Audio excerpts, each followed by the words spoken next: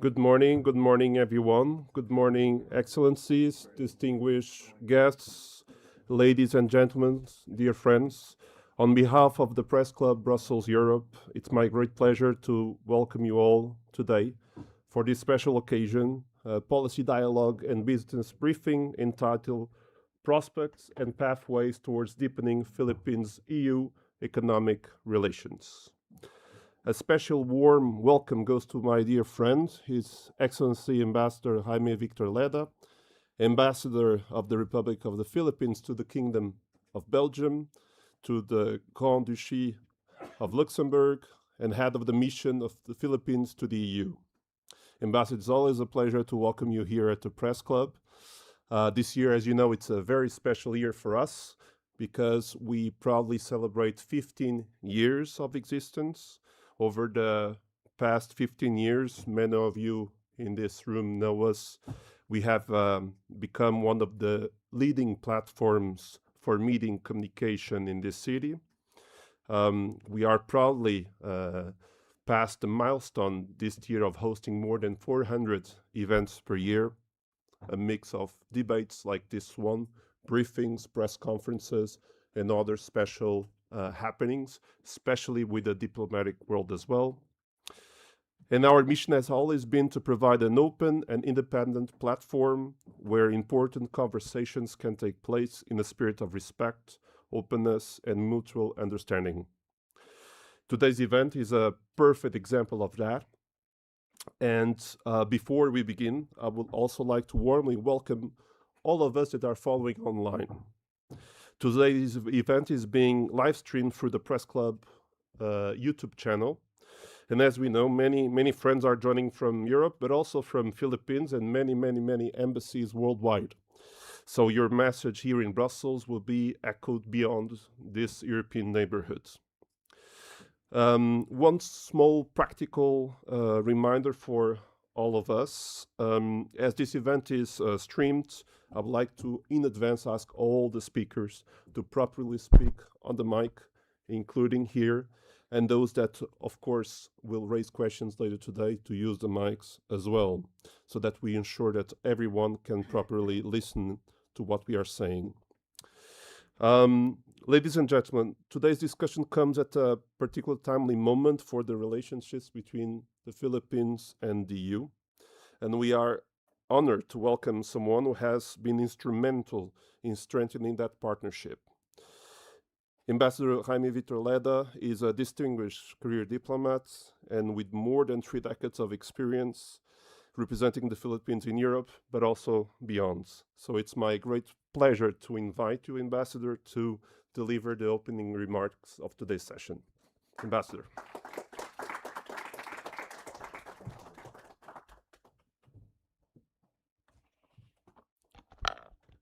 Good morning, and thank you very much, Antonio, for that very kind introduction.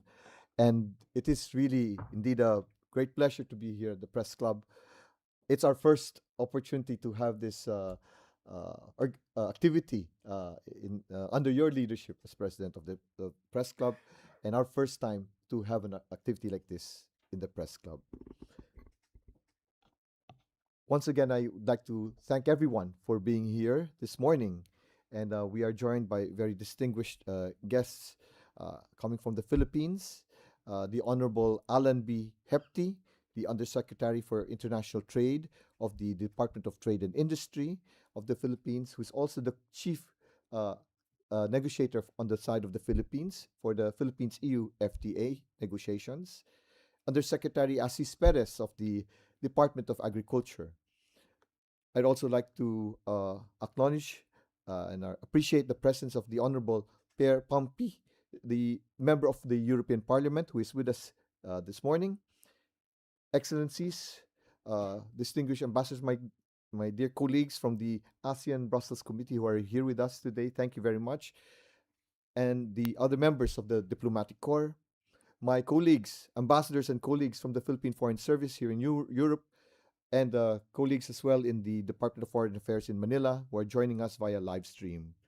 And thank you once again, Mr. Antonio Buscardini, who is the president of the Press Club Brussels Europe, our distinguished panelists, colleagues from the EU institutions, representatives of the business community, ladies and gentlemen. Welcome and thank you for joining us this morning for the policy dialogue and business briefing on prospects and pathways towards a deepening Philippines-European Union economic relationship. The Philippines and the European Union have continued to strengthen from building on potentials to concrete actions. Today, we are discussing negotiations, investment decisions, digital links, supply chains, and projects that can shape real opportunities for business and for our peoples. And that is why this briefing is so timely. For the Philippines, closer economic engagement with the European Union supports our priorities for growth. We want more investment in strategic sectors. We want better access for Philippine products and services, and we want stronger industries that can create quality jobs at home. And for the European Union, you will find in the Philippines a reliable and like-minded partner in Southeast Asia. We have a young workforce, a sizable market, a location at the heart of ASEAN, and an economy that remains open to trade and investment. And we also share an interest in predictable rules and sustainable growth. This is the context in which we view the ongoing negotiations for the free trade agreement with the EU. It's an important part of the next chapter of our relationship, and its value will be measured by whether it gives businesses more confidence, expands opportunities for investment, and helps both sides respond better to changes in the global economy. This discussion also comes at a time when trade is increasingly connected with technology and economic security, and the European Commission's recent signing of the Pax Silica Declaration on behalf of the EU gives this conversation added relevance. The Philippines is already linked to Pax Silica through plans for a 4,000-acre industrial hub in the Luzon Economic Corridor, the first AI-native investment acceleration hub under the initiative. And for us, this points to a practical area where the Philippines and the EU can explore cooperation in digital infrastructure, advanced manufacturing, and the supply chains behind them.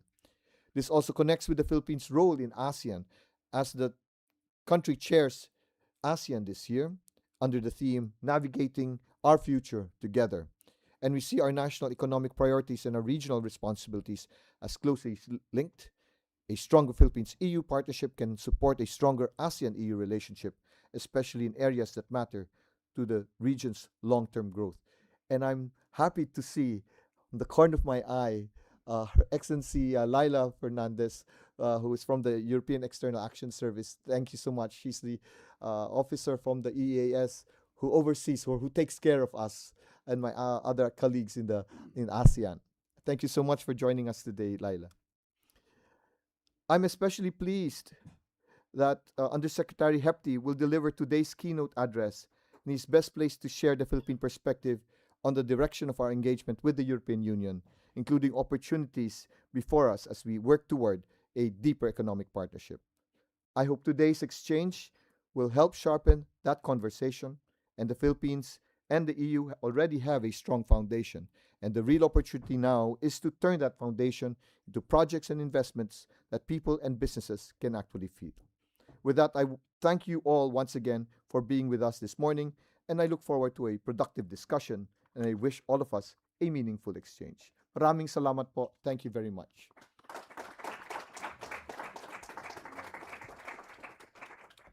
Thank you very much, Ambassador, for your opening remarks and setting the scene for today's discussion. It is indeed my great pleasure to invite our next speaker. We are very lucky that he could make it to join us here in Brussels. Undersecretary Allan Gepty to deliver today's keynote address. Undersecretary Gepty leads the International Trade Group at the Philippine Department of Trade and Industry and serves as the Philippines' chief trade negotiator for the ongoing Philippines-EU Free Trade Agreement negotiations. This morning, he will be sharing the vision for the future of Philippines-EU economic relations. So please, Undersecretary Gepty, the floor is yours.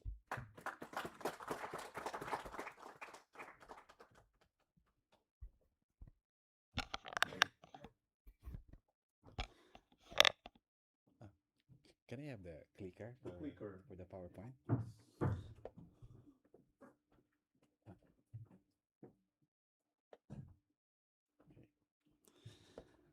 Thank you, Antonio, for the introduction.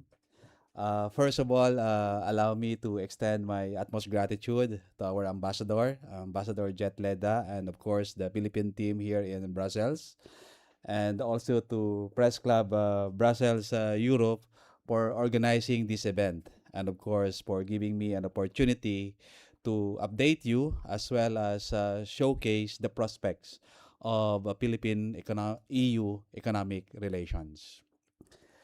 At the outset, allow me to state that the global economy is facing myriad challenges that cause a lot of uncertainties, not only for businesses and investors, but even to policymakers. From the effects of the pandemic, fast-paced advancement of technology, including AI, adoption of inward trade policies and industrial policies by some countries, geopolitical tension, and now the Middle East crisis, the constant question is what's next? We have to keep in mind, however, that the global economy is well integrated and the supply chain is also globally connected. This ecosystem is anchored on the rules-based trading system that we have established, and in a way, many of the economies benefited from. We cannot be naive and not recognize that the global trading environment today is vastly different from when the foundation of the rules-based system were laid in 1947 and 1994. At that time, global supply chains did not exist in their present complexity.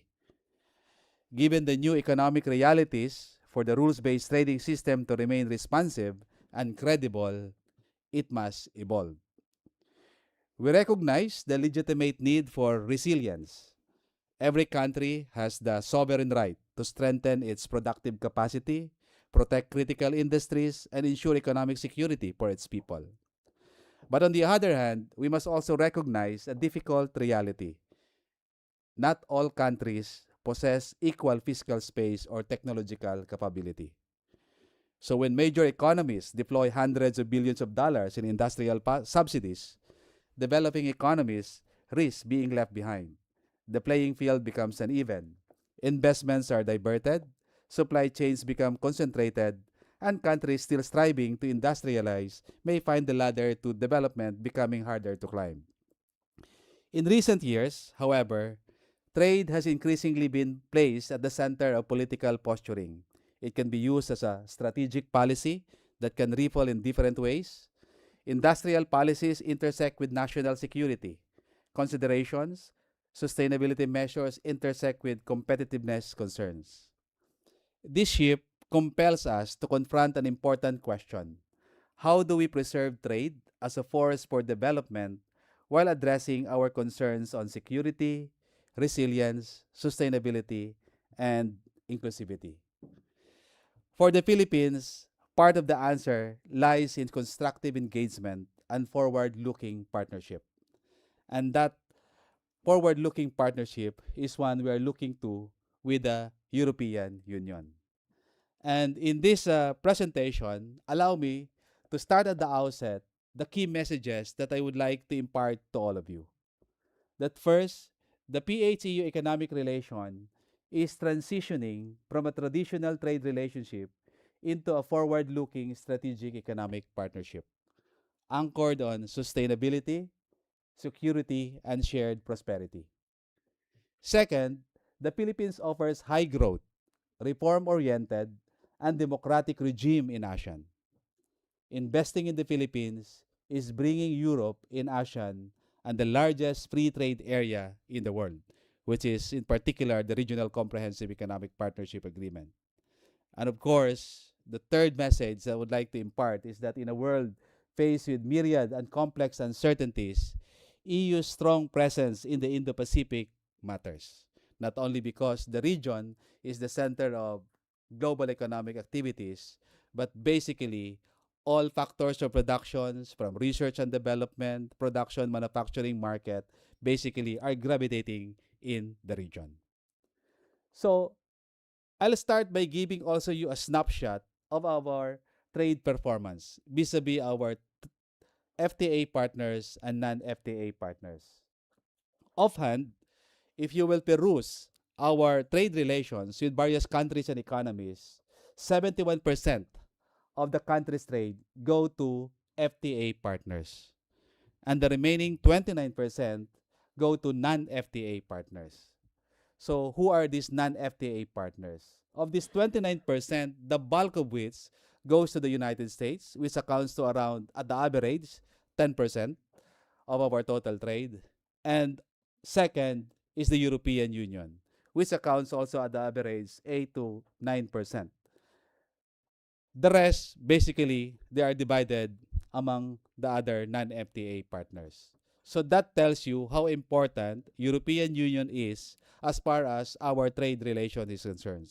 And of course, the United States also, with its big market share in our total trade, also show how important the United States is. Given this configuration, one can conclude that there has to be a stable platform by which we can engage with our trading partners. And of course, one good platform would be a free trade agreement. Now, as far as the European Union is concerned, as mentioned earlier, it accounts to around 8% of our total trade. And historically, you can see that the same percentage has been, in a way, the same. So for 13 years, you can see that the highest market share that you have as far as trade is concerned was around 10.6%. So that means that there's still a lot of opportunities that we can work on if we can, of course, establish a stable platform for engagement with the European Union. Currently, we engage EU through the EU GSP Plus, wherein our stakeholders, our exporters, our local industries are very thankful because basically through the EU GSP Plus, we were able to penetrate European market, zero duties for at least 27 or 30% of our total exports. And in terms of utilization rate, you will see that basically we have not yet optimized the utilization rates of this EU GSP Plus. I think the highest was around 81%. So last year we hit 79.1%. So that means that there's still a lot of opportunities that we have to seize in the EU market. But just the same, many companies, many communities have already been transformed because of this preferential arrangement. Farmers in Mindanao, for example, producing cacao, exporting to the EU market. I mean, these are good stories that we can tell. Micro, small, and medium enterprises who has that opportunity to bring their products here to the EU market, or at least be integrated to big companies exporting to the EU market, is one good story to tell how we integrate micro, small, and medium enterprises into the global value chain. But of course, the EU GSP Plus is not something forever. We know that under the rules, if we hit the upper middle income status for 3 consecutive years, then Philippines will no longer be qualified to enjoy this preferential arrangement. Thus, it is important that we work for the immediate conclusion of our free trade agreement so that there will be no disruption when it comes to trade, because we don't want also to disrupt this preferential arrangement that our stakeholders and exporters are enjoying right now. As mentioned earlier, there's still a lot of opportunities that we can seize here in the EU market. And if you will use the ITC trade map analysis of Philippines' export potential to Europe, based on the data generated, there's an export potential of 22 billion US dollars. And notably, unrealized potential is around 12 billion US dollars. And I would submit that this is just a conservative estimate. We conducted a study, and of course, we're also thankful to the EU for the assistance extended as to the reasons why we were not able to realize this export potential. There are 2 main reasons. One is, of course, lack of awareness or information about the opportunities in the EU market. Second, which is very important, and I think we should work together, is the lack of capability or the capacity of our stakeholders, particularly the micro, small, and medium enterprises, to comply with certain rules. So that means that if we will adopt and implement certain trade rules, you have to also factor in the repercussions or implications to small and medium enterprises. Because while certain trade measures may be noble in when it comes to objectives, it has also some negative implication as far as integrating these micro, small, and medium enterprises into the global value chains. So those are the two major reasons that we have identified. Now, given this, it is imperative for us to have that stable platform of economic engagement with the EU. And that is why we are currently negotiating with the EU a free trade agreement. In terms of strategic objectives, of course, at least we want to maintain the preferential arrangement that we are enjoying under the EU GSP+. But economic relations is not just confined to trade in goods. We have services, we have investment, and we have different set of rules in other areas like intellectual property, competition policy, among others. So this free trade agreement is expected to be the most comprehensive free trade agreement that the Philippines will be entering into. And in terms of coverage also and levels of commitment, I would say that this is also one of the highest quality of FTA that we will be embracing. And again, as mentioned, more than the trade in goods, we want to further expand the scope of market access on services and investment. We want to, of course, come up with a set of rules that can offer stability and predictability in the business environment of the country so that we can encourage more investments. Because if you will check our trade performance in goods, we have been in deficit for decades. If you will check the records, the deficit started to creep in as early as late 60s to early 70s. And moving forward, 2015, suddenly we have, exponentially increased our trade deficit for so many reasons. But if there is one thing that you can peruse from the data, you can see that the bulk of our importation from 2015 onwards are concentrated on raw materials, intermediate goods, and capital goods. That accounts for a total of 80%. And that is a good reflection that means that there is a growing production and manufacturing activities in the country because we have been importing raw materials and intermediate goods and capital goods. It would be a big problem if we are heavily importing final goods or consumer goods. So if you will match the data with the growth rate in our manufacturing sector, starting 2015, if my recollection is correct, we're hitting a positive growth rate in the manufacturing sector. And that is one thing that we would like to sustain so that we can catch up, at least lessen our trade deficit. Of course, on services, we are performing well when it comes to trade in services. Consistently, we have been in surplus in that particular area. The highest surplus that we secured was 19 billion US dollars. That was, I think, in 2019. And interestingly, if you will factor in also the remittances that we receive from our overseas Filipino workers, which at the average hitting 38 to 40 billion US dollars, that basically compensate the difference on the trade deficit that we have in goods. So that's why we really value so much the contribution of our overseas Filipino workers in the economy. But in any case, going back to the importance of the free trade agreement, so more than market access, we want stable and predictable set of rules for our businesses, investors, and of course, our micro, small, and medium enterprises in particular.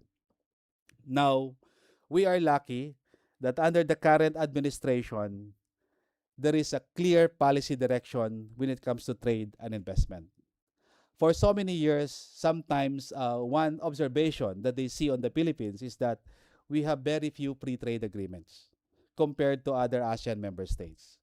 But under the present administration, you will notice that we have been negotiating a number of free trade agreements, including upgrade of free trade agreements. And if my count is correct, we're talking here of around 22 free trade agreements and other economic agreements, both new and upgrade. So that's why you may have read in the news, we just signed the Comprehensive Economic Partnership Agreement with the United Arab Emirates. Of course, we are negotiating also a free trade agreement with Canada. We are also negotiating a free trade agreement with Chile. Of course, at the regional level, there are so many upgrade negotiation under our existing FTAs. We have new regional trade agreement with Canada right now. And also, we have manifested our, of course, interest, and we have already applied to join CPTPP. So in other words, there's so many economic engagement that we are doing right now. And one reason for that is that the clear policy direction is provided for in our Philippine Development Plan 2023-2028, which is for us to advance purposive, assertive, and forward-looking free trade agreement strategies.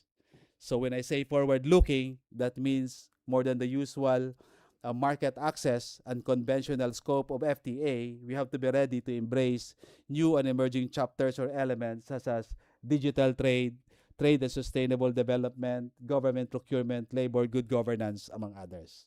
And that is also aligned with the country's positioning for the Philippines as a prime destination of foreign investments against climate change or environmental, social, and governance investments.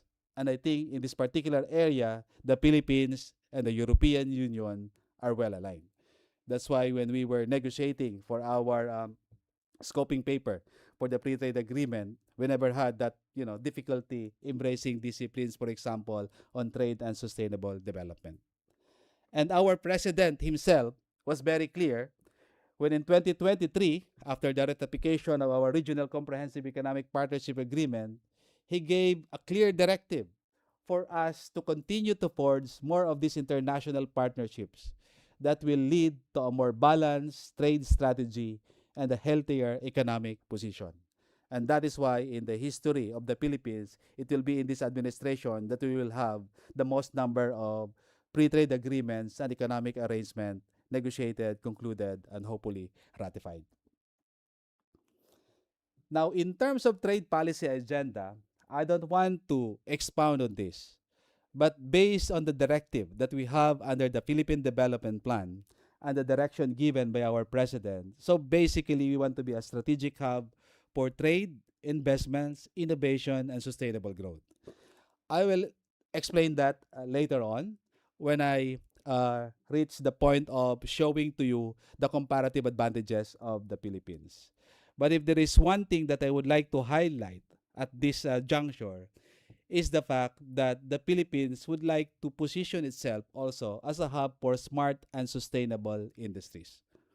Because if we want to catch up and lessen our trade in deficit in goods, then definitely we have to attract more investment on smart manufacturing and also industries or sectors anchored on high technology or complicated, sophisticated technology to generate more value. Also, we want to position the country as a center for training and education in Asia. I think that's quite obvious because of our young and dynamic professionals. We have a lot of course, trainers in the country that can well serve as our point persons when it comes to building a capacity. And of course, the fact that we have a number of state universities and colleges in the country. So basically, that anchors also on our human capital resource that we need to constantly upskill. So basically, with all these initiatives, with all these policy directions that we're doing right now, this is in a snapshot our trade relations network. So this shows to you our existing agreements, FTA negotiations we are doing right now, those who are in the pipeline, those agreements in the pipeline, and other economic arrangement that we have with various trading partners. So I will not expound on this, but offhand, that means that if you have access to the Philippines trade network, that means that you have access to the trade network producing 50% of global manufacturing output, 50% of global automotive output, 70% of electronic products, 26% of global value chain, main GBC hub for Japan, China, and South Korea, So as you have seen earlier, we have a trade network with these emerging economies. 60% of GBC for electrical machinery, petroleum chemicals, textile, apparel, metal, and transport equipment. 35% contribution to global export of electronics and machineries. So you can just imagine the magnitude of economic activities happening in the region. And these sectors are very critical. On electronics and semiconductors alone, the region producing 70% of the global output. I think that tells you that the region is inevitable if you want to position yourself also in the global economy as one that is very strong in the high-tech industries. And of course, with that vast trade network, Philippines is an ideal hub for manufacturing because you get to access big economies at a preferential rate. So I just included here just some examples of European products that if you produce in the Philippines, you can save from, of course, duties like leather bags, medicines, etc. So locating in the Philippines, manufacturing these products in the Philippines, that means preferential treatment to these countries or economies. And this is not to mention also that access to Philippine market means possible access also to critical minerals such as nickel, cobalt, copper, chromite, gold, and iron. Because based on this figure, you can see that for nickel alone, we have the fifth largest nickel reserve in the world. And based on estimate, we have 4.8 million metric tons. Cobalt, we're also fifth largest cobalt reserve. We have that fifth largest cobalt reserve in the world. And also copper, third largest copper reserve in the world. And there's still a lot of course, areas that need to be explored for purposes of accessing these critical minerals. And critical minerals is, of course, very important when you talk about semiconductors, electronics, and other high-tech based industries. Another strategic advantage is that the Philippines serve as a key transshipment point in trans-Pacific trade. I think that's a given. And also in the digital trade or economy in the region, we have 19 subsea cables located in the country, 14 of which are international cables. So that tells you how important the Philippines is in the global economy as far as, of course, ensuring that we have a stable digital economy worldwide. And interestingly, in the latest UNCTAD report, as far as AI adoption is concerned, it was noted that Brazil, China, India, and the Philippines are developing countries outperforming in technology readiness. And that bolsters also our claim that more than our young and dynamic individuals or population in the country, we are very much willing to learn also and adapt to new technology. In fact, I just recall this is an old survey when I was still working in the intellectual property office. There is this article in Business Week magazine, The Brains of Silicon Valley, where do they come from? And in the survey, it turned out that Philippines was ranked number 6. The first was Mexico. The second, third, fourth, and fifth were actually states of the United States of America. So I will count those states as one country. So basically, on a country-to-country basis, Philippines is number 3. So I was surprised with that survey. So that means that there are a lot of Filipinos also making mark in Silicon Valley. And these comparative advantages that we are enjoying are being complemented also by major economic reforms that were introduced under the present administration. And to name a few, we have amended the Public Service Act. So that basically delineates now the difference between public services and public utilities, because under the constitution of the country, the foreign equity limitation is on public utility. So to avoid that confusion as to the interpretation, we made it clear what sectors or subsectors are now considered as public utilities as against public services. We have amended the Foreign Investment Act, the Retail Trade Liberalization Act. Also, we passed the corporate recovery and tax incentives for enterprises and its enhancement. So basically, under this tax law, investors in the country that would qualify under the strategic investment priority program of the country, they can enjoy a lot of incentives, depending, of course, on the nature of your business. And you have a list or a menu by which you can choose from income tax holidays to enhanced deductions. I will not discuss the details, but basically, it's a wide range of options that you can, of course, avail so that you can take advantage of the country's positioning in the global economy. We just passed the Public-Private Partnership Code, the new Government Procurement Act, Internet Transactions Act, Extended Producer Responsibility Act, Konektadong Pinoy Act, Investors List Act. So if you will analyze these major economic reforms, basically touches on digital transformation, sustainability, and also, as mentioned earlier, positioning of the country to be the hub for smart manufacturing. Of course, the cost of trade in the country is one observation also that we have heard from our stakeholders, and also the complex administrative procedures in securing permits, licenses, and also completing requirements. Of course, we heard the concerns and we take note of the observations, but one thing that I can assure you, the Philippine government is responding accordingly. And among the measures that we have adopted and implemented is, of course, the passage of the Ease of Doing Business Act and the creation of the Anti-Red Tape Authority, and they are doing well in the country. We also issued Executive Order Number 41, prohibiting local government units from charging pass-through fees on national roads for vehicle transporting goods to minimize costs. We issued Joint Administrative Order 24-01 that operationalized the ban and applied it to all LGUs, relevant national agencies, and owners, operators of vehicles carrying goods or merchandise. And last February 23, 2023, Executive Order Number 18 was issued, mandating all national government agencies to establish green lanes that will expedite the process of obtaining necessary licenses and permits for strategic investments. There were significant digitalization reforms also at the Bureau of Customs, such as paperless processing, electronic payment of duties and taxes, and an expanded post-clearance audit system. Efforts are being done also to further facilitate transactions of top importers, in addition to the implementation of its Super Green Lane.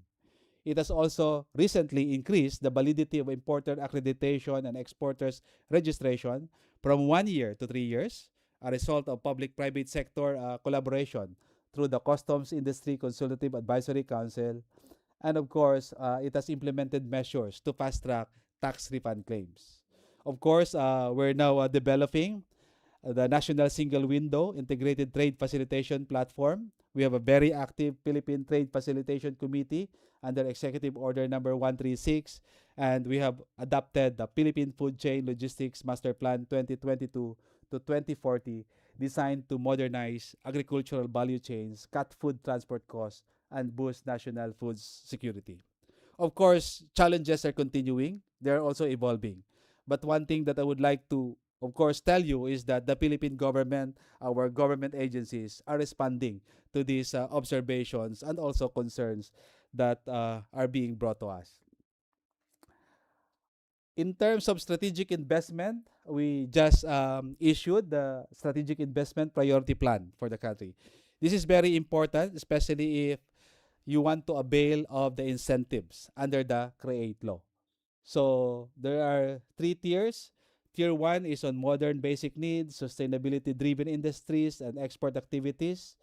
Tier 2 pertains to defense-related service activities, industrial value chain gaps, food security-related activities, and Tier 3, science, technology, and innovation-related activities and support facilities. Again, the kind of incentives that you will enjoy will also depend on the categorization of your investments in the country. Now, these reforms that we have introduced, the trade policies that we have adopted and implemented, we carry that in all fora, regional and also multilateral fora. And this year, as chair of ASEAN, we made sure that our priority economic deliverables are also aligned with our national priorities. So if you will categorize also the priority economic deliverables of the country under its current chairship, under the theme Navigating Our Future Together, one, we have economic deliverables that strengthens trade and investment linkages. We have economic deliverables on digital transformation.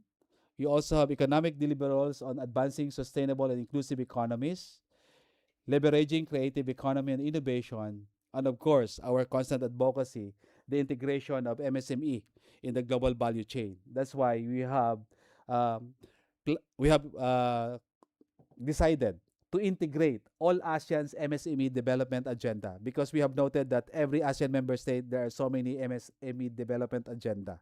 So I think it would be a good economic deliverable if we can consolidate all of them. So basically, these are the specific economic deliverables that would fall under those categories that I have mentioned. Of course, on digital transformation, one big development was the recent conclusion of the Digital Economy Framework Agreement that would basically lay down the foundation for a clear set of rules when it comes to digital economy in Southeast Asia. But more than that, we are also advancing ASEAN regional payment connectivity. So that will be anchored also on the rules that we have agreed in DEPA. And we want to empower our MSME through AI, because AI also is one of the priorities of the president. We have an economic deliverable on strategic trade management for secure regional trade. So for those of you who are not familiar, strategic trade regime basically allows you to regulate the trade of goods that can be used both for commercial purposes and military purposes. And I think that's very important when you talk about security, not only national security, but regional security and global security. We have a lot of deliverables under creative economy and innovation, because as mentioned earlier, Philippines is also a good partner when it comes to innovation, research, and development. And of course, sustainable and inclusive economies. We will be implementing the Greener Future implementation of the Regional Investment Promotion Action Plan 2025-2030. So basically, this will guide investors where to invest in the region and what to invest as far as green transition is concerned. So I will not delve too much on these economic deliverables, but I'm giving you a snapshot of the comprehensiveness of our priorities under the current chairship. I mentioned earlier the Digital Economy Framework Agreement, which is a big milestone in ASEAN Economic Community integration. And just to show to you the coverage, we have rules on digital trade, cross-border e-commerce, payments, digital ID authentication, cross-border data flows and data protection, online safety and cybersecurity, talent mobility, cooperation on emerging topics, and competition policy. So that's how comprehensive the agreement is. So basically, with what I have presented, I submit that when it comes to policy and institutional framework, the Philippines has a strong advantage in the region. And the country is well positioned to be a hub for manufacturing, investment, innovation, training, and education. Why manufacturing? First, as far as legal regime is concerned, we have the Strategic Trade Management Act. And this is very important, especially if you're talking about sophisticated products, because sophisticated products or high-tech based products can be used for, again, unwarranted use or military purposes that can jeopardize, of course, peace and security in the region. So if you want to invest in a country, you have to make sure that that country has the necessary regulation. Our purchasing managers index has been always above 50. So that means that our manufacturing sector is expanding. Of course, we have skilled workforce. We have several eco-zones and investment promotion agencies. We have access to a lot of preferential market, as explained earlier. We have enhanced fiscal regime for large-scale metallic mining. So this complements, again, the institutional reforms that we have done with the policy and legal regime that we have established. On investment, I already enumerated the laws, regulations that we have adopted and implemented, from Foreign Investment Act, Public Service Act, Create More, Retail Trade Liberalization Act, also Data Transmission and Connectivity Act, and the Investors Lease Act.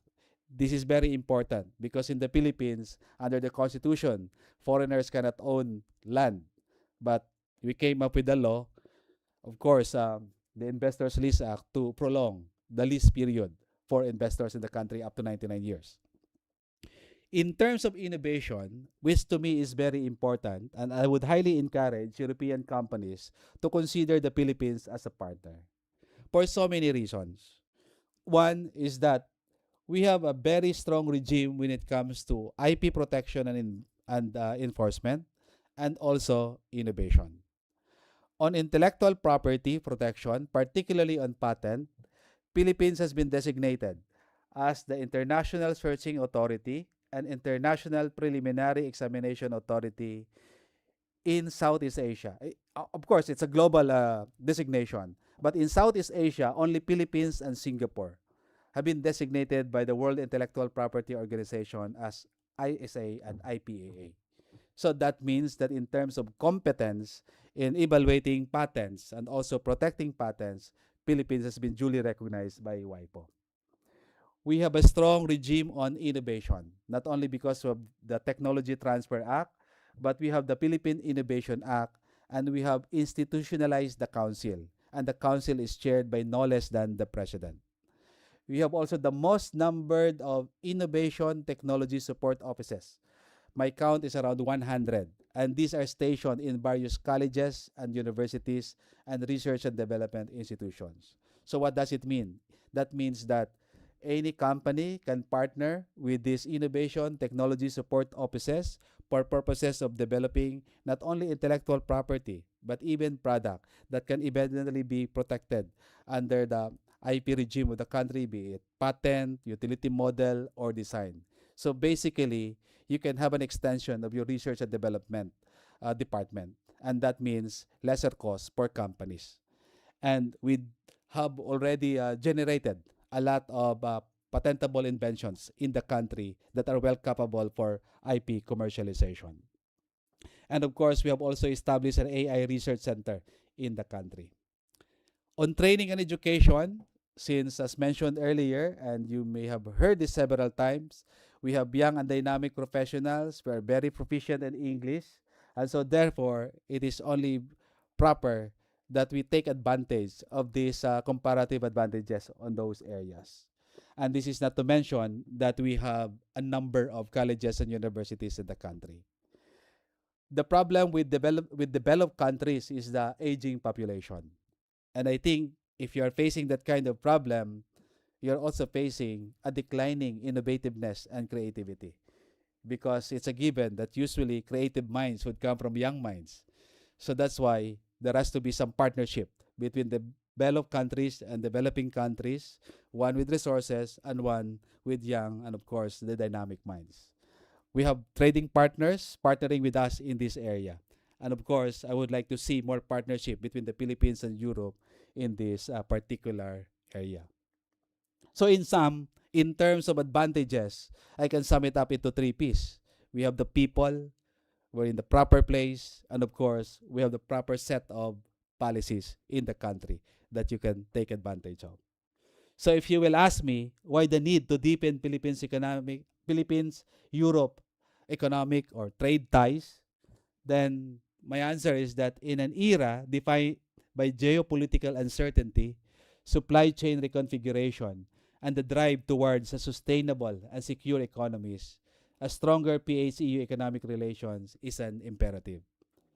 EU needs to entrench its presence in Asia, not only as a market, but to sustain its comparative advantage on innovation and industrialization strategies.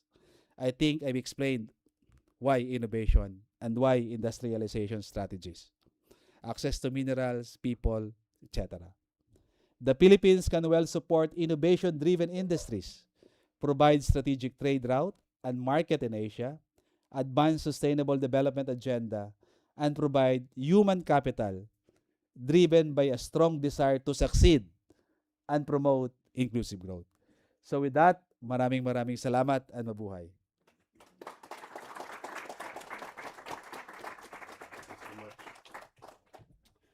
Thank you so much, Undersecretary. May I ask you to kindly stay on stage with us and move to the panel discussion? I'd like to also invite the two other distinguished panelists to join us.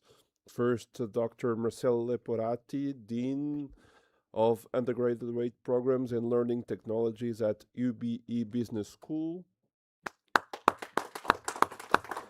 And Mr. Hibiki Kimura from Nishimura and Asahi, Brussels.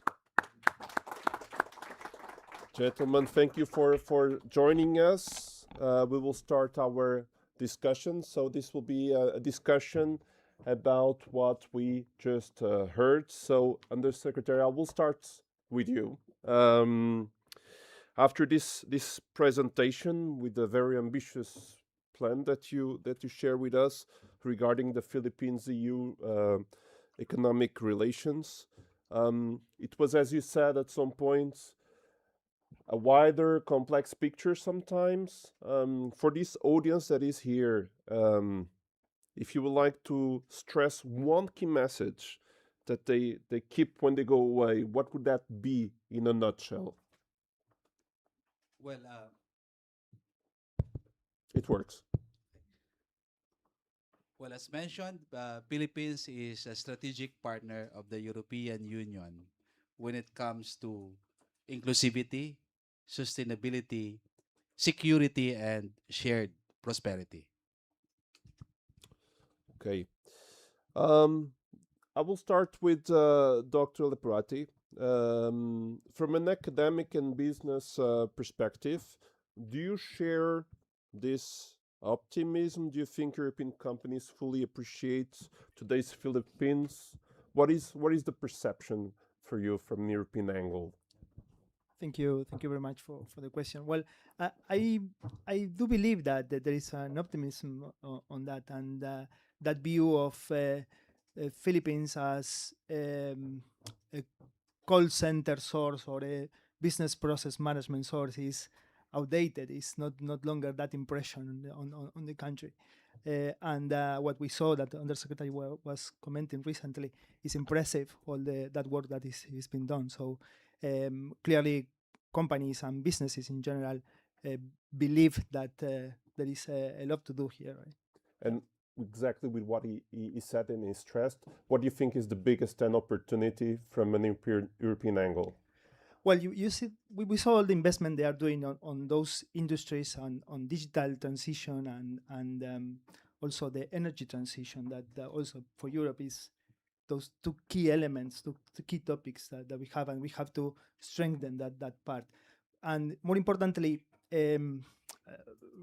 reading, remember the World Economic Forum report from last year on the jobs of the future, and they were saying on that thing of the skill gap that we all companies will face. And in that report, they used to say, or they say that more than 60% of the companies feel that as the main barrier for developing and for implementing their strategies, the skill gap.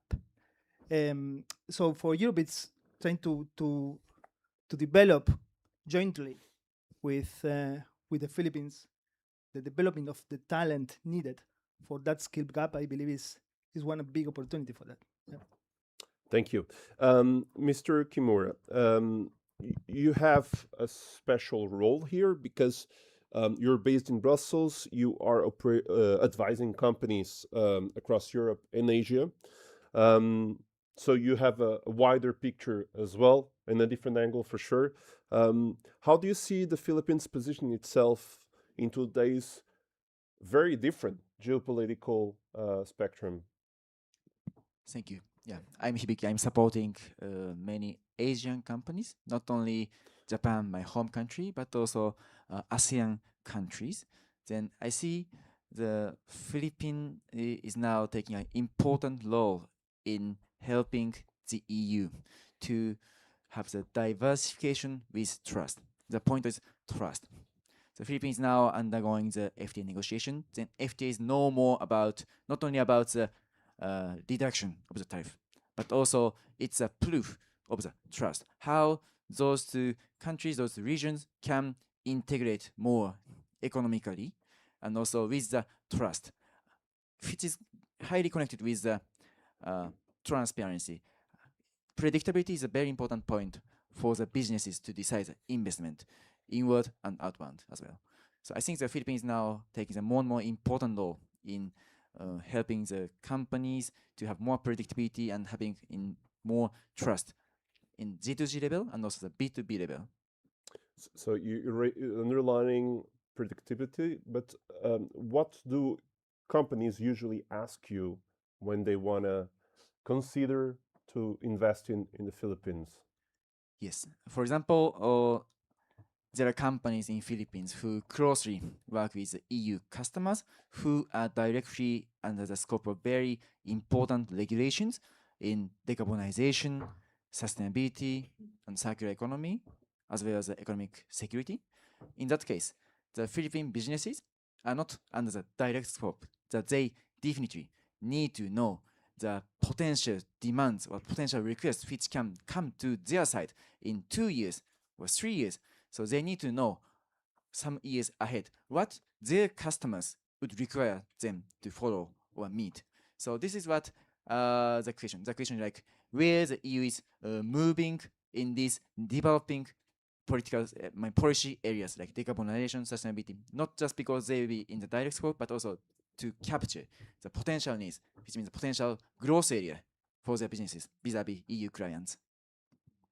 And Secretary, I will turn to you following this angle. So you heard some of the questions that companies ask. From your side, what do you hear as an echo that European companies are asking or considering or doubting? What do you hear more as a feedback? Well, basically, it's stability and predictability when it comes to policies, especially under uncertain times. So, from the investor's point of view, I think predictability and stability, basically, these are basic elements that they will have to consider. And I think on that aspect, that's where free trade agreements or comprehensive economic partnership agreement would come into play. Because if you elevate these policies in an international agreement, then basically it's binding between the two states or two economies. And that is something that cannot be easily be changed, revised, or modified, even if there is a change in administration, because that is a commitment of a state to another state. So that's why we always say that if you have a good free trade agreement that can offer stability and predictability in your business environment, then expect more investors to come in your country. Do you think, and this question is open for all of you, that Europeans as public authorities still underestimate the capacity of the Philippines of a deal between the two? Perhaps you can start at the end. Yes. No, I don't believe that. What I believe is that the framework is really good for it's the trade agreement is really good framework for developing more or the relationships among the EU and between the EU and the Philippines. What I also believe is that as I said, the framework is there, but people has to make it work, right? And that is part of what I also said before on the knowledge and the talent that is required to put this in place. But I don't believe there is an underestimation on that. I totally think the opposite on that. Yeah. What about you, Mr. Kimura? Yes, I believe. Actually, when I visited some ASEAN countries last year, when I met with some government officials or think tankers and the businesses, they always told me, I really want the European businesses and the European government officials to visit, work in the city, and feel the energy, the younger generation, how digitalized the social system is. So then the point is knowing the reality, and then now EU government officials, EU businesses visiting by themselves more and more ASEAN countries or even wider Asia to know the reality, what is going on there, and which must be more than they initially expected. I think they know more and more the reality, and then there are more and more opportunities actually generated from the bottom up, from the business side. So I believe they are not underestimating, but actually they are getting to know more about the reality, and also they are getting more and more collaboration in practice. And the Secretary would like to quickly comment. Well, I don't know if underestimate is the correct word. Because It's the provocative word. because for one, the strength, comparative advantages, and the potential of the Philippines, for me, these are given. I mean, I think with my presentation, you can just, factor in the market access, the resources, critical minerals, the people, the set of policies. So, in other words, these are given already. I think one challenge that we really have to address constantly is, of course, the lack of familiarity or understanding sometimes on certain policies or impression about the Philippines. Because I noticed that in my engagement in various fora, almost always there is this either misimpression or sometimes misunderstanding on our policies. For example, one common observations that we would always hear from foreign investors is that under the constitution, it's very restrictive. So you can just imagine if, that notion will proliferate in the minds of foreign investors. But you have to understand these constitutional provisions and the laws of the Philippines. So one good example, for example, is public utilities. Under the Constitution, if you will read the restriction on public utilities, it is more on operation of public utilities. So it doesn't speak of ownership. So what does it tell you? That means that you just have to design your, of course, business model that would fit in the particular sector. So that's why many investors would come in the Philippines. They will have holding companies that will own certain facilities and one company that will operate the public utilities. But now we address that. We clarified what are public utilities, what are public services. So that's one. Also, they would always hear the 60-40 requirements. Again, they have to understand also that kind of requirement and how to navigate our laws, rules, and regulations for them to be compliant. So in other words, there's still a lot of education and information campaign that we have to do so that they can be oriented how to penetrate Philippine market. And again, FTAs, comprehensive economic partnership agreements, basically helps in clarifying all these policies. Also, there are a lot of successful investments in the country, and I think we need more good stories. We need more positive stories. Investors, foreign investors in particular, should hear them and learn from these successes of foreign investors in the country. Because once they familiarize themselves on the business environment in the country, then that's basically will pave the way for more They will be your investments in the best, country. your So best I lawyers. think we have to zero it. That's why a forum like this is very important. That's where you get to explain, to the investors, to the stakeholders, why there is really an enticing atmosphere and environment in the country to invest on so many sectors. Thank you very much.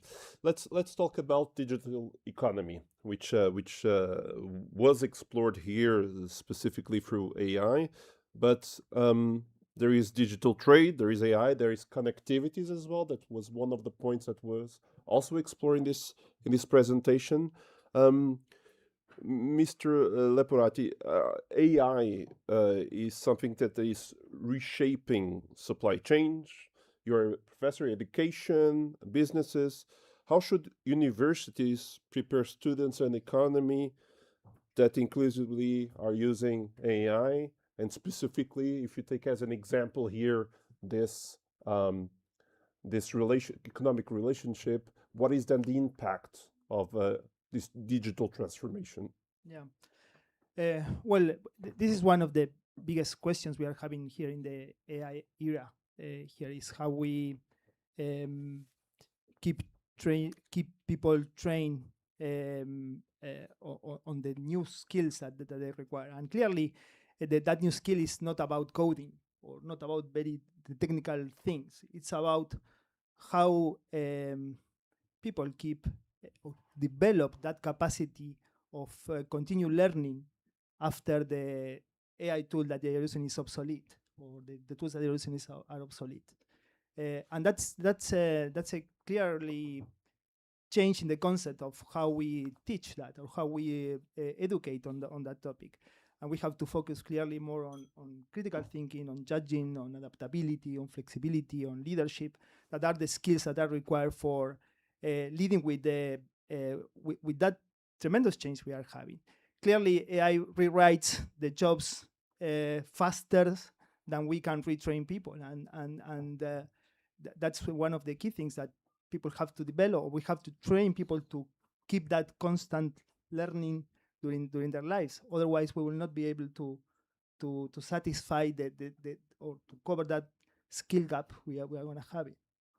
Thank you. Before we continue, I would like to remind our viewers that are following this online that they can comment, and I will be their voice so I can echo their questions if they have any. So you were exploring here the educational perspective regarding AI, but AI as well, it is indeed at the heart of many, many new deals. Mr. Kimura, how do you use AI in your different deals that you have to do with Asian? Because as you well explained, you work with the Philippines, but not only. What is the role of AI in your business? Yeah, thank you. Yeah. So yeah, in the context of the ASEAN embassies active in Brussels, actually it's a game changer. For example, as you are aware, it's very important to locate where the EU's policy discussion is going. Then, as you know, there's a public consultation. Then all the feedbacks are generally put on the web. For example, like IAA Industry Accelerator Act or some other important legislations, they have the public comment. Then all the comments are on the website of the commission. For example, 500, 200. Then if you put those feedbacks from all the business stakeholders, NGOs, and sometimes it's foreign governments, we can put it into some AI platform. Then we can analyze, then accurately detect what is the position of those different stakeholders surrounding in composing the Brussels bubbles. This is usually done by like 20, 30 people reading all the feedback, but now we can do it at once to navigate your company's position toward to each single specific regulation. Then we can accurately detect who to contact or who would be the ally on those reasons. Yeah. Undersecretary, do you see AI as it's the classical question, but as an opportunity or a threat in the ongoing climate? Well, definitely, that is an opportunity. Again, as mentioned earlier, I think Philippines is making a mark as far as adoption of artificial intelligence, and that's a good indicator that our people are more than willing to embrace this tool that will facilitate a lot of work from processing of data, analysis, etc. And that includes, of course, our agenda on green transition and also even addressing our concerns on climate change. So especially for the country that is constantly being hit by natural disasters, I think AI can be a tool for purposes of analysis, prediction, or predictability of these natural disasters can also be at least be made on the basis of these tools, taking into account, of course, data generated for the past several years. So in all aspects, I think AI is a good opportunity.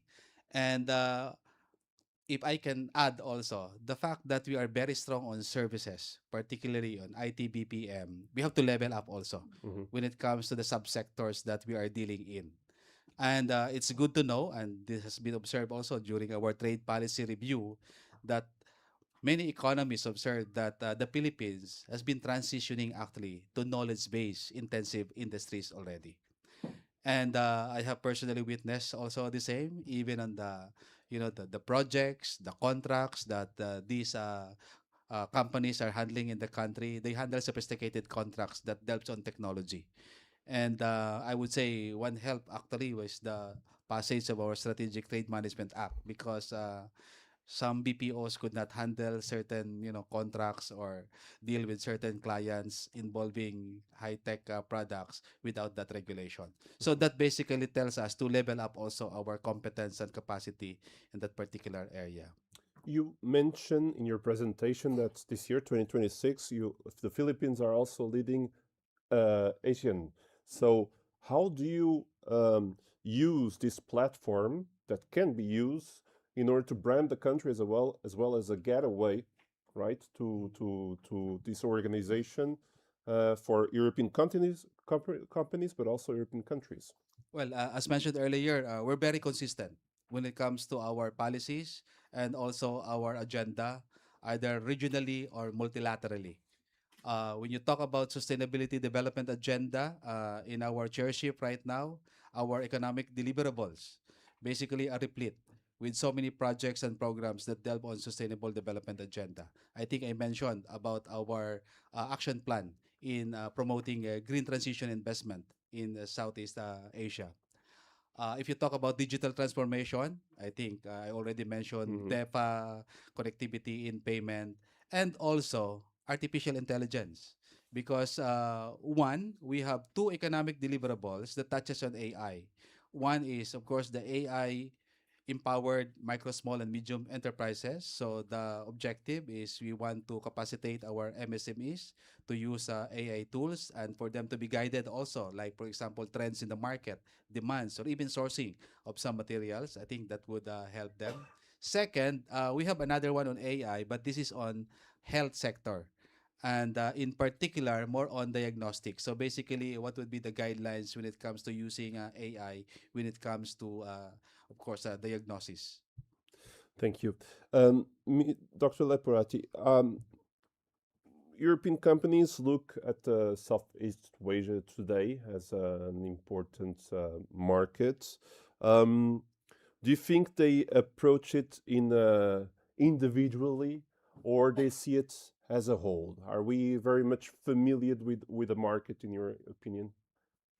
Well, I believe that there is an ambition to make it regionally, but then it's case by case or country by country. Clearly, it's very clear that it's not a unified block that where you can have negotiations with that. But clearly, the trade agreement with the Philippines is like a building block for potentially future trade agreements with other countries in that sense. Yeah. What about sustainability? Because sustainability, as you know, it's one of the pillars from the European Union. Very often there are also clashes here and there, as we all know, for example, with the Green Deal, all the conversation that happened with different partners. How do you think that, if you took sustainability as an example, both blocks would match, in your opinion?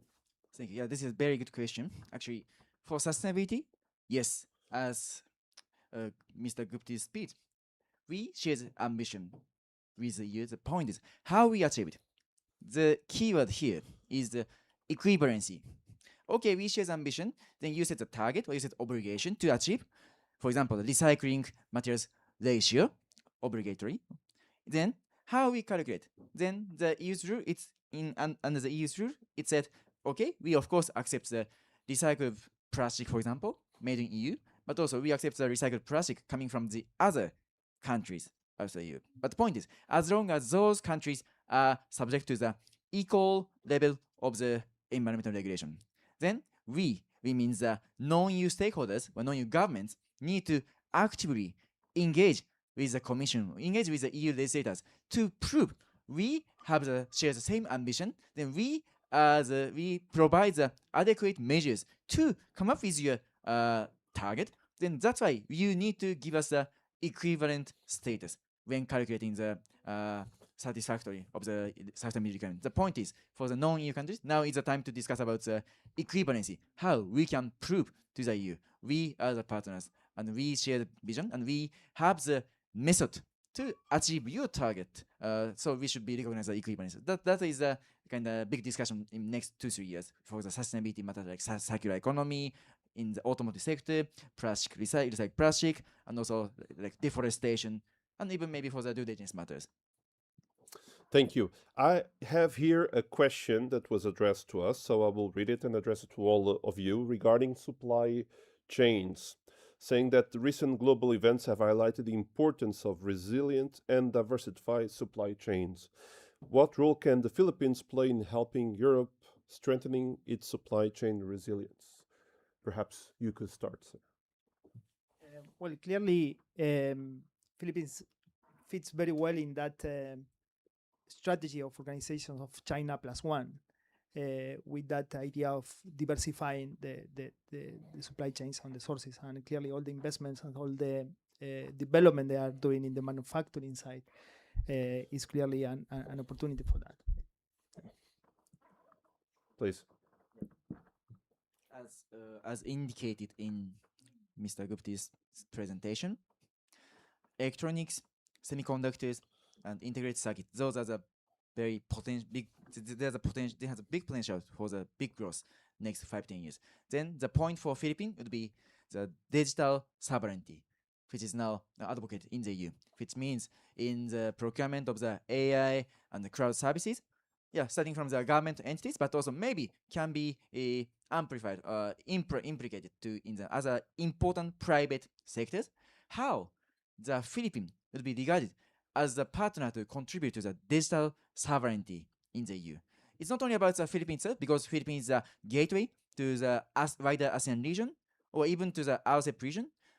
Philippines need to label yourself as someone which integrates those potential partners in Asian region, and then present yourself as someone contributing to sovereignty in the digital sphere. So digital sovereignty, how you deal with digital sovereignty will be a very important factor. Whether you can take an important role in diversifying the important digital supply chain connected to the European market. The Secretary. Well, of course, with so many disruptions and uncertainties, everyone is concerned, of course, supply chain resilience. And whenever you talk about supply chain resilience, you cannot discount, of course, market.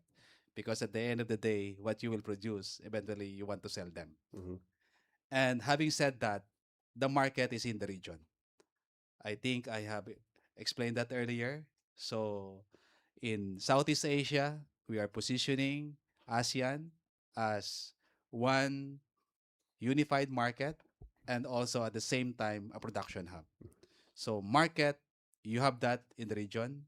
Network of FTAs or trade network, we have that in the region. So you have the market. Second, if you're talking about production, then again, you have seen in my presentation earlier, 70% of semiconductors and electronics are being produced in the region. 50% of global manufacturing output in the region. Automotive, 50%. Machineries, equipment, 35%. So you can just imagine the magnitude of these economic activities in the region. Mhm. Third, raw materials, critical minerals. So when you talk about technology, you cannot afford not to talk about access to nickel, cobalt, copper. And again, we have the huge reserve. These are untapped. We have yet to optimize. And of course, we want to also generate more value from these critical minerals. So you have the resources. And of course, people, because at the end of the day, if you want to be resilient in your supply chain, you have to keep on innovating. And human capital is one big element in innovation and creativity. We have that. Legal institutional framework, I think I've explained that. So basically, how you consolidate, integrate them, and of course, manage them properly, so you can really, benefit from all these measures that we implemented. I think that's what Philippines is offering right now. That's why we look at EU as a strategic partner, And I think EU should look at the Philippines not just as a market. I think it should be more than that. Partner in, again, R&D, product development, and of course, sustainability. Thank you. Thank you very much. The time flies, so we have about 10 to 15 minutes to still give you the floor to ask questions. So as a reminder, please grab the microphone if you can give. And before asking the question, say who you are, who you work for, and then the same thing for those who are online. If you can still write in the comments section the question, feel free to do it. So do we have any question from the public? Don't be shy. Sir, please. Thank you. Is this on? Yeah. Good morning. Thank you for giving me the floor. Koen Verhelst for Politico. I'm a journalist. I have a question about the EU's sort of like several pillars that it's going on at the moment. It's going through a push of diversification. That's why it's negotiating with the Philippines and other countries at the moment for trade agreements. But it's also doing a lot of industrial policy. It's actually going into a bit of like, a trickier corner when it comes to trade defense instruments, perhaps like overcapacity instruments, all this talk of like getting more strategic autonomy here in Europe. I'm wondering how the panelists look at this sort of tension between these two. Like, does that make Europe perhaps less attractive for countries that are currently negotiating with the bloc? Thank you very much. Thank you. Please feel free to jump in. Undersecretary, I think it's you. No, that's why I checked my phone because I think I touched on that in my opening statement earlier. And if you will allow me, I think I will read that again. First is that we recognize the legitimate need for resilience. So every country has the sovereign right to strengthen its productive capacity, protect critical industries, and ensure economic security for its people. But on the other hand, we must also recognize a difficult reality.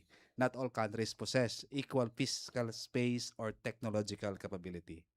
So when major economies deploy hundreds of billions of dollars in industrial subsidies, then developing economies risk being left behind. So the playing field becomes uneven. So investments are diverted, supply chains become concentrated, and countries still striving to industrialize may find the ladder to development becoming harder to climb. I think this is the context that I laid down earlier. And that's why I emphasize in my talk the need to engage and partner with like-minded countries because we have to come up with certain set of rules because rules basically they are equalizer because you cannot apply the same set of rules for those that are not similarly situated. So that's why we have to negotiate that rules. We negotiate rules on several aspects, even on IP competition, supply chain, etc. And I think that's how we interface with trading partners because we have to face the reality also that the levels of development vary. But if there is one thing that we can address, at least we have to stick on the rules-based system and still be faithful to the core principles of trade. Transparency, non-discriminatory, open and inclusive. Any other question from the public? Otherwise, I have received here 2 questions, so I will read one of them. One of the questions is, which sectors offer the strongest potential for deeper Philippines-EU collaboration, and what steps are needed to realize that potential? Well, I don't want to rank them. I don't have the metrics or criteria for that. But I think in the presentation, there's so many sectors that EU can benefit from in the Philippines and also Philippines benefiting from the EU. One is, of course, agriculture because I am joined here by the Undersecretary of Department of Agriculture. I mean, we produce good quality agricultural products. And I think we can be proud of that. If I will just cite one example, mangoes, for example, I don't think, I'm sorry, we have some neighbors from ASEAN here, but, I can bet for our mangoes. We talk about pineapples, bananas, etc. We produce good quality products. So you could just imagine this comparative advantage of the Philippines if you complement that with smart agriculture, infused with certain technologies, and boost our production capability. So definitely many Europeans will enjoy. That's only for agriculture. Okay. But also on high-tech products, we are well positioned to be the hub for semiconductors and electronics. So again, that's one area that EU companies can invest in. Many European companies invested already in the Philippines. Infrastructure, we're building a lot of roads, bridges, flyovers, etc. So we're in that stage wherein infrastructure development is really rising. So there's so many opportunities on that. Of course, digital trade is a given because of technology. Green transition, we're moving towards embracing renewable energy. So again, these are opportunities. I can name a lot, but definitely, as I mentioned, you just have to familiarize yourselves about the market opportunities in the country as well as our policies. And to visit the Philippines, we need to go there. All right. That's So the bonus. that's a bonus, I understand. And I confirm the mangoes are very good. Sorry. Please Can jump I add, in. something on that? I believe that from the learning perspective, the collaboration between EU and Philippines is to create that joint development of the talent that is needed for the AI era, and that I believe is an incredible opportunity we have there. For Mr. Kimura, would you like to share a final word? Yes, yeah.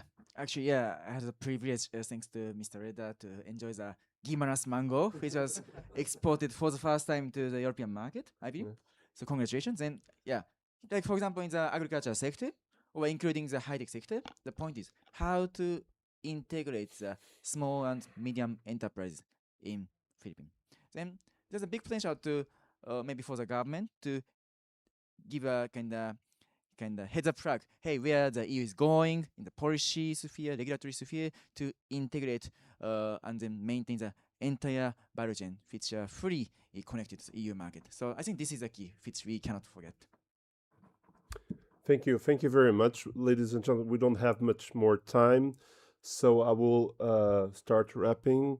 I think today's discussion was really important and stress how the relationship between the Philippines and the EU are evolving. Well beyond trade, as mango was mentioned very many times. It has a long-term partnership based on innovation, investment, sustainability, and shared prosperity. And in my case, on behalf of the Press Club, I would like to sincerely thank all our distinguished panelists for sharing their expertise and insights in this morning. So please join me in applauding all of them for this wonderful discussion. So to conclude today's program, it's now my great pleasure to invite again Ambassador Jaime Victor Ledda back to the podium to deliver the closing remarks. Thank you so much. Thank you very much, Antonio, for the masterful management of the panel discussion. I think it's afternoon now, so I wish everyone a good afternoon. And to the members of the panel, Undersecretary Gepty, Mr. Dr. Leporati, Mr. Hibiki, thank you very much to all the participants, attendees of this today's session. I'd like to thank all of you for taking part in the discussion. And we started with the question: how can the Philippines and the EU move from promise to a more concrete economic partnership? And from the conversation, we need to make it practical. And businesses need clarity, investors need confidence, and governments need to create the conditions for cooperation to move faster.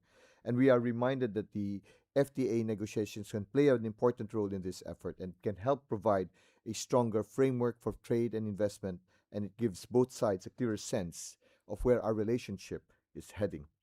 We also heard that the future of this partnership will depend on how well we connect policy with real opportunities.